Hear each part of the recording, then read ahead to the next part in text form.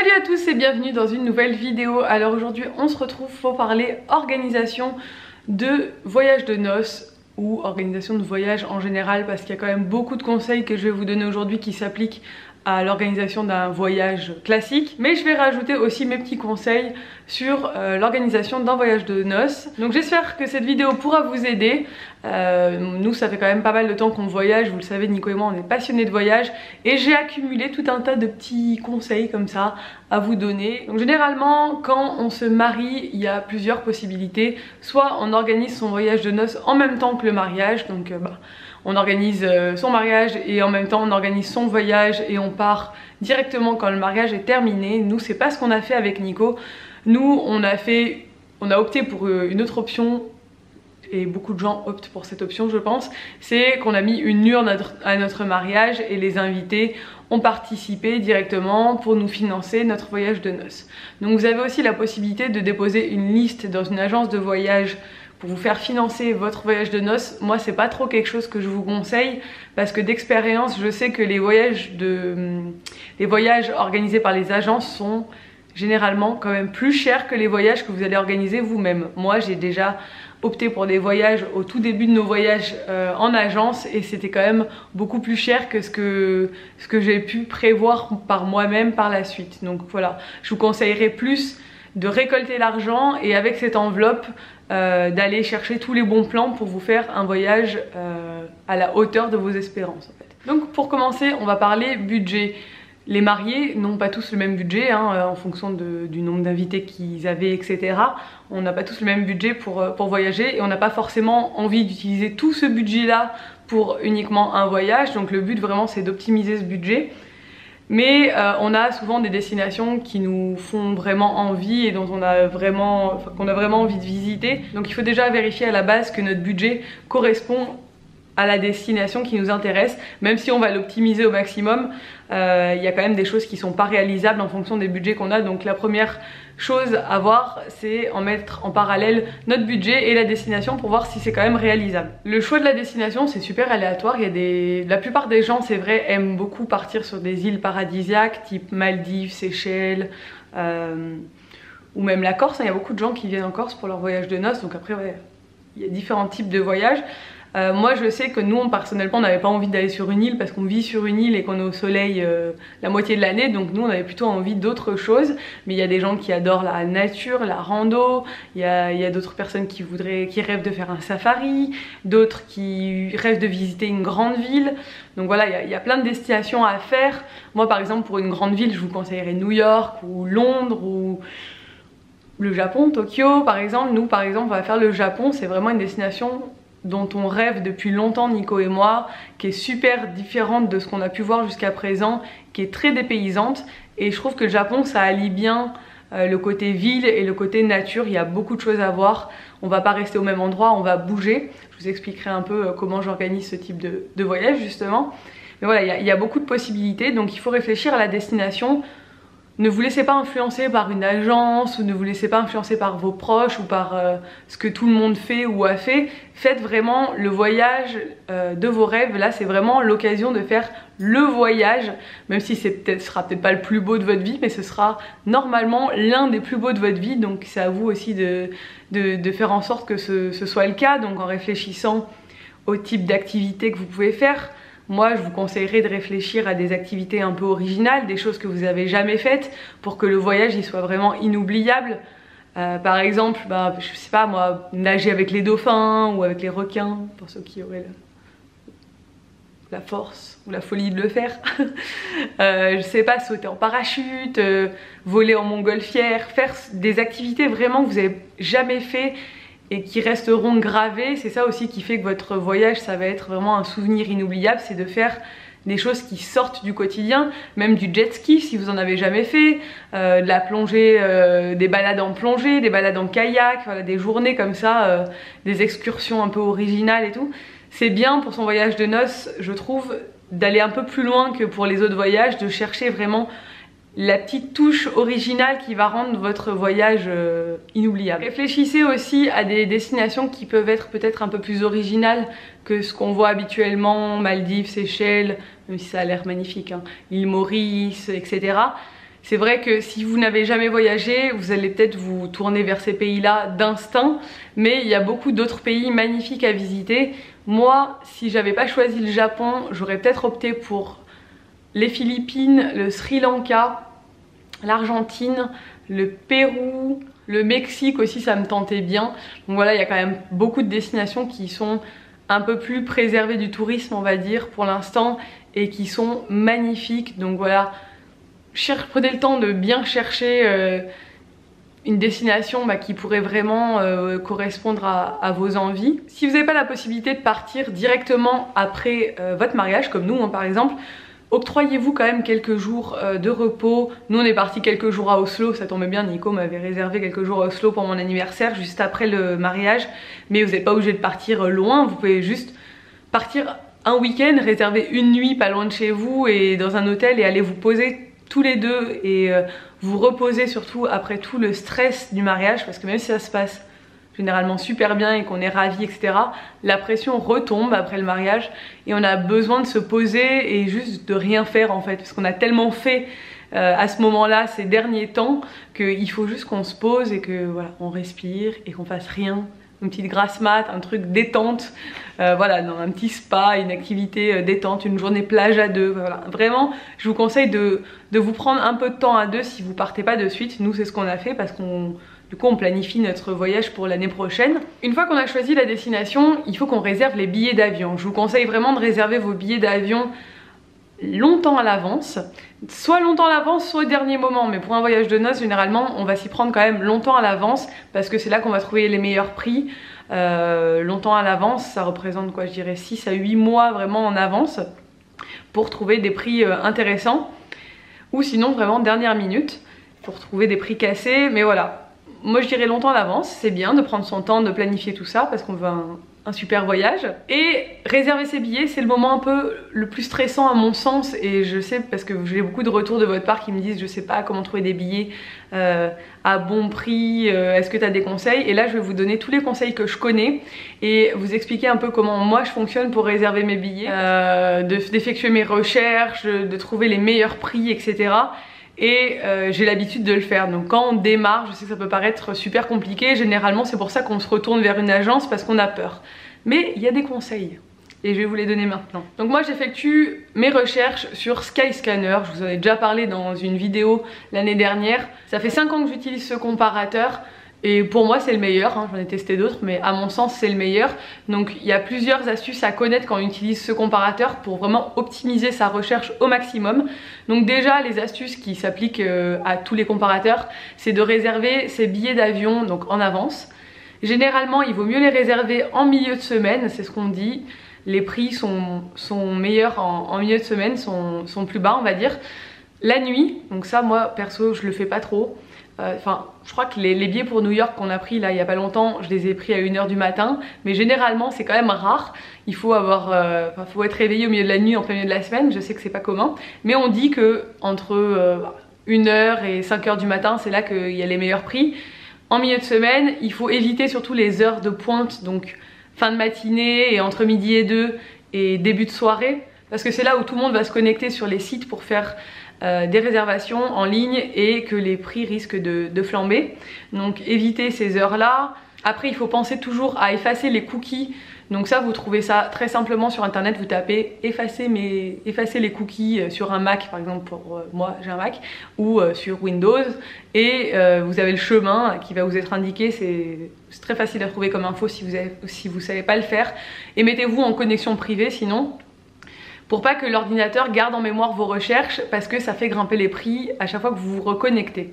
Et ça c'est clair et net. Moi dès que je le fais, je le constate et j'efface toujours mes cookies entre mes recherches. Si vous avez des dates flexibles, c'est beaucoup mieux, parce que si vous avez des dates flexibles, vous allez pouvoir trouver les meilleurs prix. Si vous revenez, si vous partez du samedi au dimanche, ou samedi, dimanche à dimanche, samedi à samedi, enfin voilà, vous revenez un week-end, généralement c'est plus cher de revenir un dimanche que de revenir un mercredi ou un jeudi.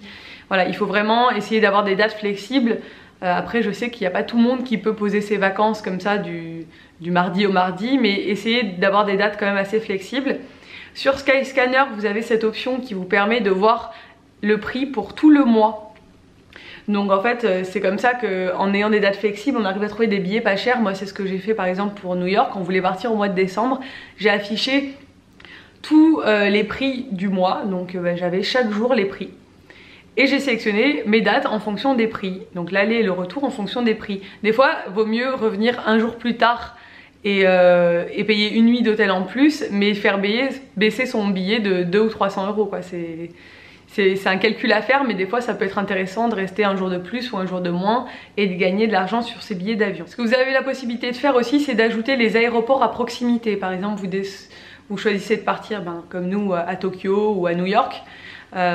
Vous choisissez New York et vous cochez la case ajouter les aéroports à proximité et ça vous calcule, ça vous propose des billets aussi pour les aéroports à proximité, parce que des fois il y a des aéroports qui sont très proches de la ville, le billet va être beaucoup moins cher et le transport jusqu'à votre logement n'est pas forcément plus loin que l'aéroport de la ville en fait. Donc c'est vraiment un calcul à faire. De prendre un train pour rejoindre la ville, c'est peut-être pas beaucoup plus long et ça vous coûtera peut-être beaucoup moins cher, donc n'hésitez pas à cocher cette case pour avoir toutes les options sous les yeux. Quand vous voyagez sans enfant, vous pouvez aussi faire vous-même vos escales. Après c'est vrai que quand on voyage avec enfant, on a tendance à chercher l'escale la plus courte possible. Et pour un voyage de noces, je vous conseillerais pas forcément de prendre des escales extrêmement longues. Bon, ça vous allez gagner sur le prix peut-être, mais vous allez perdre du temps sur votre voyage et quand on est en voyage de noces c'est peut-être pas forcément ce qu'on cherche, donc ça c'est à vous de voir. Mais vous avez possibilité par exemple sur Skyscanner de faire vous-même vos escales. Donc après vous avez la possibilité par exemple de mettre l'aéroport de départ et de mettre toutes les destinations, de cocher la case, voilà, le monde entier quoi. Du coup ça vous propose des billets pour des villes, des billets vraiment pas chers pour des villes, et de ces villes là vous allez pouvoir voir si vous pouvez aller à votre destination et faire vous-même vos escales. Sinon évidemment ils vous proposent des escales et vous avez toujours le temps qui est indiqué. Donc nous quand on voyage avec Ella, on cherche le temps le plus réduit d'escale. Quand on voyage à deux, on se permet des escales un peu plus longues et on arrive à trouver des super prix par rapport à ça. Donc pour un voyage de noces, il faut gérer une escale pas trop longue. Généralement quand on dépasse 6 heures d'escale, ça commence à être long dans un aéroport.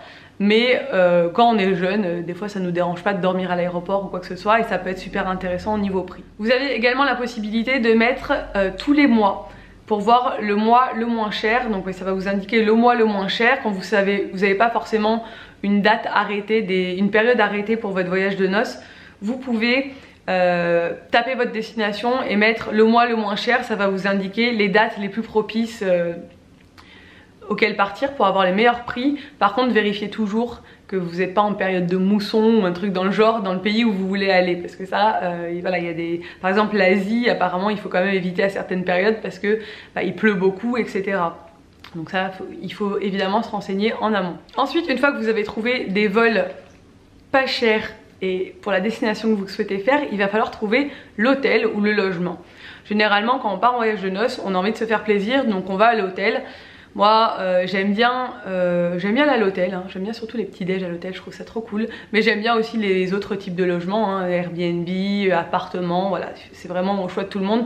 Mais pour le voyage de noces, je sais que je vais réserver des hôtels parce que j'ai envie d'être tranquille, de pas avoir de ménage à faire, de me détendre, d'avoir des prestations sympas. Voilà, c'est le moment d'en profiter, hein. On a un budget généralement un peu plus élevé que d'habitude, donc on se fait plaisir. Moi je cherche toujours sur le site de Skyscanner. En fait je fais toutes mes recherches sur Skyscanner, c'est beaucoup plus simple pour moi de centraliser mes recherches, hein. Donc je cherche l'hôtel. Ce qui est bien c'est qu'en plus si j'ai réservé le billet avant, ils me mettent directement les dates, elles sont déjà sélectionnées. Et là j'ai tous les hôtels qui apparaissent. Donc comment je fais pour chercher un hôtel? Généralement je me renseigne en amont. Je vais sur des blogs voyage ou sur internet et j'essaie de rechercher les quartiers les plus sympas de la ville où je vais. Donc les quartiers un peu cool. Sur les blogs voyage on trouve toutes les infos, c'est une vraie mine d'or. Moi je passe mon temps sur les blogs voyage à programmer mes voyages. Donc voilà, moi je vais faire ma recherche d'hôtel par quartier, donc ça c'est une option qu'on a sur le site. Et je vais faire évidemment ma recherche par prix, hein. Je vais trier par prix parce que bon, on n'a pas tous les moyens de se payer des hôtels extrêmement chers. Donc voilà, et ensuite je vais pouvoir cocher toutes les options qui m'intéressent. Donc par exemple les services de l'hôtel, s'il y a un spa, s'il y a une piscine, s'il y a le petit déj qui est inclus ou pas. Je vais regarder aussi le nombre d'étoiles de l'hôtel. Je vais regarder la politique d'annulation, ça c'est important de voir si on peut annuler l'hôtel avec, enfin sous quelles conditions on peut l'annuler ou pas, parce que des fois bah, voilà, on peut avoir des empêchements, donc c'est bien de pouvoir au moins se faire rembourser ou modifier la nuit d'hôtel. Une fois qu'on a sélectionné nos hôtels, notre ou nos hôtels, hein, parce que nous généralement on fait plusieurs hôtels, parce que justement on bouge et du coup on va louer une voiture. Donc pareil, toujours sur le même site Skyscanner, je loue ma voiture. Louer une voiture, ça fait super peur aux gens qui ne l'ont jamais fait à l'étranger. Je sais pareil qu'on me pose toujours plein de questions là-dessus. Notamment sur comment on fait pour louer une voiture quand on a un enfant, le siège auto, etc. Donc pour le siège auto, il n'y a pas de souci, c'est une option, vous pouvez l'ajouter chez n'importe quel loueur, vous pouvez ajouter le siège auto et vous le louer en même temps que la voiture, donc ça, hop, c'est nickel, déjà c'est réglé. Donc louer une voiture à l'autre bout du monde ou en France, c'est exactement le même système, hein. Vous allez sur votre comparateur, vous tapez vos dates et là vous avez toutes les voitures, tous les loueurs hein, qui ressortent. Donc vous pouvez faire un tri par le type de catégorie de voiture que vous voulez avoir. Donc si vous êtes en famille, vous prenez une grosse voiture, et si vous êtes à deux, pas la peine de prendre, sauf si vous voulez vous faire plaisir, pas la peine de prendre non plus un 4x4, mais voilà, c'est en fonction vraiment de nos envies, hein. C'est vrai que nous quand on est allé aux États-Unis, on voulait avoir une super belle voiture américaine la première fois qu'on y allait, donc on avait choisi ce type de voiture. Donc on peut choisir le type de voiture, la catégorie, si on préfère une essence ou un diesel, voilà, il y a plein de choix à faire comme ça. On peut aussi choisir le loueur si on sélectionnait déjà un seul loueur, si on a l'habitude de louer chez le même loueur. D'ailleurs c'est beaucoup plus simple souvent de louer aux États-Unis par exemple une voiture qu'en France. Je sais qu'en France, moi quand je loue une voiture, je reste 800 ans. Franchement la dernière fois qu'on a loué une voiture en France, je crois qu'on a perdu une demi-heure, non, une heure à faire la queue, à remplir les papiers, ça prend vraiment super longtemps. Alors qu'aux États-Unis, à chaque fois, ça nous prend 5 minutes. Donc voilà, on dit qu'il y a un truc qui cloche quelque part. Bref, en tout cas, louer une voiture, c'est hyper simple. Généralement, nous, on fait des road trips. Et moi, je peux que vous conseiller que de faire des road trips. C'est la vie, les road trips. Vous découvrez le pays d'une façon tellement différente. Enfin, vous voyez tellement de choses quand vous faites un road trip. Généralement, il vous arrive toujours quelques galères, du coup vous avez des super souvenirs de ces galères là. Nous c'est toujours le cas, enfin, on est toujours en train de rigoler à se remémorer des trucs qui se sont passés quand on était dans la voiture et tout, enfin c'est drôle. Et voilà, faire un road trip, vous avez la possibilité d'en voir beaucoup plus sur le pays quand vous louez une voiture que quand vous êtes à pied. Donc là nous pour le Japon on va pas louer de voiture parce que quand même louer une voiture au Japon faut avoir envie, c'est un peu compliqué en termes de signalisation etc, mais c'est plus surtout parce qu'ils ont un super réseau ferroviaire et qu'on va utiliser les trains qui passent de ville en ville et qui sont apparemment très bien, donc ouais, on va faire ça. Mais d'habitude on loue toujours des voitures, où qu'on aille on loue des voitures maintenant, c'est notre truc. Comment j'élabore mon circuit, ça aussi c'est une question qu'on me pose très souvent. Comment tu fais pour tracer ton itinéraire d'un road trip? Moi ce que je vous conseille c'est d'aller voir les itinéraires déjà faits par les agences de voyage. Ça c'est le truc à faire de suite. Généralement les agences de voyage elles vous proposent des voyages tout faits. Vous allez sur internet, vous regardez un peu eux ce qu'ils ont prévu et vous copiez un peu quoi. Vous regardez les principaux points d'intérêt dans le pays, vous regardez ce que vous avez envie de faire, vous cherchez un peu sur les blogs voyage, tous les petits trucs un peu cool que vous pouvez faire, vous notez tout, vous listez tout. Après vous allez sur Google Maps et voilà, vous placez tous vos points d'intérêt, vous regardez, vous tracez votre itinéraire, vous regardez entre chaque point d'intérêt quelle est la distance et voilà, c'est assez simple hein, à tracer un itinéraire comme ça. Mais voilà, c'est bien de s'inspirer de trajets déjà tout fait. Au lieu de passer par un voyage organisé, vous les copiez, mais ça vous coûte beaucoup moins cher. Ensuite, en termes d'assurance, quand vous louez une voiture, on va toujours vous proposer de rajouter plein d'assurances. Faites attention, si vous avez pris une assurance voyage, généralement chez votre assureur ou chez des spécialistes assurance voyage, ou même avec votre vol, hein. Moi je sais que souvent je prends l'assurance voyage avec le vol qui inclut les accidents de voiture avec la voiture de location, rapatriement, les soins à l'étranger, tout ça, ça inclut. Donc faites attention, si vous avez déjà pris une assurance voyage, ne reprenez pas une assurance avec la voiture parce que généralement ça couvre les mêmes dommages, donc ça serait dommage de faire doublon. Regardez aussi avant de partir si vous n'avez pas une assurance avec votre carte bleue. Par exemple, je sais que moi qu'à la Société Générale, il y a des cartes Visa Premier. Quand la carte Visa Premier, on est couvert pour la location de voiture, les soins à l'étranger, etc. Donc il se peut que vous ayez déjà cette assurance avec votre carte bleue. Si vous avez réservé le voyage avec votre carte, vous êtes déjà couvert. Donc renseignez-vous, ça vous évite de repayer une assurance une deuxième fois. Ça c'est bon à savoir. Ce que je vous conseille aussi, c'est de vérifier s'il n'y a pas des vaccins à faire, des visas à demander. Par exemple pour les États-Unis, il y a le formulaire ESTA à remplir qu'il faut remplir avant de partir. Il y a des choses comme ça qu'il faut savoir, donc ça vous trouvez très facilement les informations sur internet quand vous tapez la destination. Il y a des destinations voilà, où il faut faire des vaccins. Si vous êtes enceinte, je sais que si vous faites votre voyage de noces, généralement ça arrive souvent si vous n'avez pas eu d'enfant, que vous soyez vite enceinte après le mariage. Donc faites très attention aux vaccins, à vous renseigner voilà, par rapport à tout ça. Et ne partez jamais sans médicaments. Ça c'est vraiment le truc, l'assurance et les médicaments. Maintenant nous on est rodés parce que quand vous partez en voyage, vous êtes peut-être jamais malade dans l'année, mais si vous allez tomber malade, ça arrive très souvent de tomber malade, voilà. Pile poil au moment où vous êtes à l'étranger. Souvent c'est rien de grave, mais si on n'a pas de médicaments, ça peut être très embêtant. Doliprane, Advil, Spasfon, je sais pas,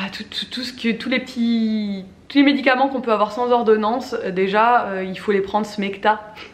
Parce qu'en fait dans l'avion, il y a on est plus exposé aux bactéries, donc on peut rapidement attraper un petit truc quoi. Bon, je veux pas vous faire peur, mais voilà, vaut mieux prévenir que guérir. Donc voilà, c'en est tout pour mes conseils voyage de noces. Donc voilà, c'en est tout pour mes conseils voyage de noces / voyage aussi, parce que bon, ça peut servir aussi pour la plupart de nos voyages.